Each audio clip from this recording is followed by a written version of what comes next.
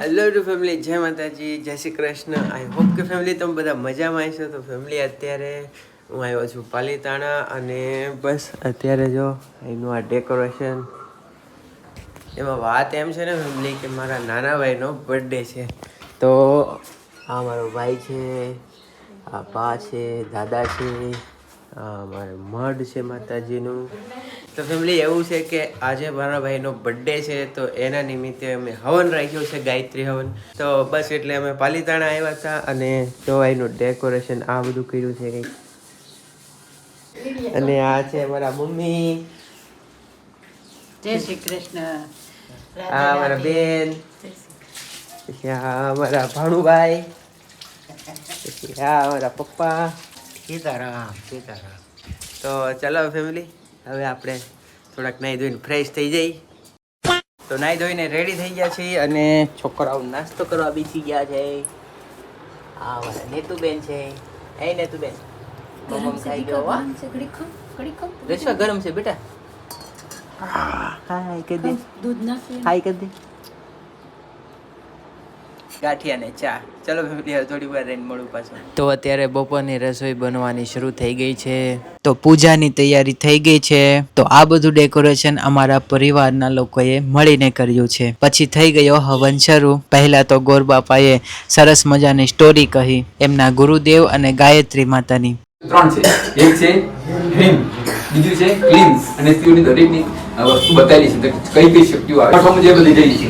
Hello YouTube family, તો અમારે પૂજા ચાલુ થઈ ગઈ છે અને મારા મામા બેસી ગયા છે પૂજામાં અને તમને હમણાં બતાડું. પછી શરૂ કરી હવનની તૈયારી. તો આ છે હવન કુંડ. હવન કુંડમાં દીપ પ્રગટાવી હવનની શરૂઆત થઈ ગઈ.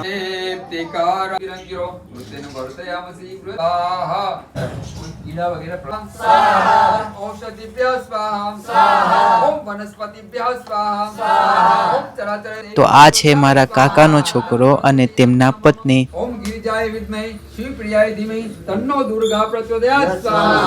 હવનની પૂજા પૂરી થયા બાદ અમારા પરિવારના લોકોએ હવનમાં આહુતિ દીધી. એક વાત તો કહીશ હો ફેમિલી સાથે, એક વર્ષમાં એક વખત ગાયત્રી હવન તો કરવો જ જોઈએ. કેમ કે ગાયત્રી હવન કર્યા પછી મનને એટલી શાંતિની અનુભૂતિ થાય છે ને કે એની કોઈ સીમા જ નથી. ખૂબ જ આનંદ થયો.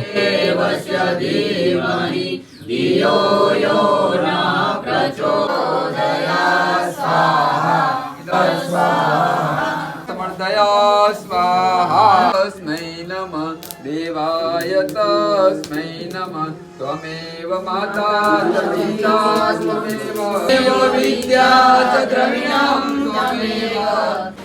અત્યારે ગાયત્રી હવન હતો એ પૂરો થઈ ગયો છે અને બસ અમે જમી લીધું છે અને આ ભાણુભાઈ જમી લીધું છે.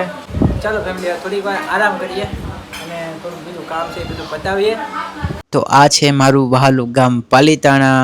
તો ફેમિલી અત્યારે હવે જાય છે બાંદ્રા અને બસ આજનું કામ હતું બધું થઈ ગયું અને બસ અત્યારે નીકળીએ છીએ. પાલીતાણા બાંદ્રા છે. ફેમિલી તમને રીશ્વા ને બતાવું. રીશ્વા જાય બેસી ગઈ.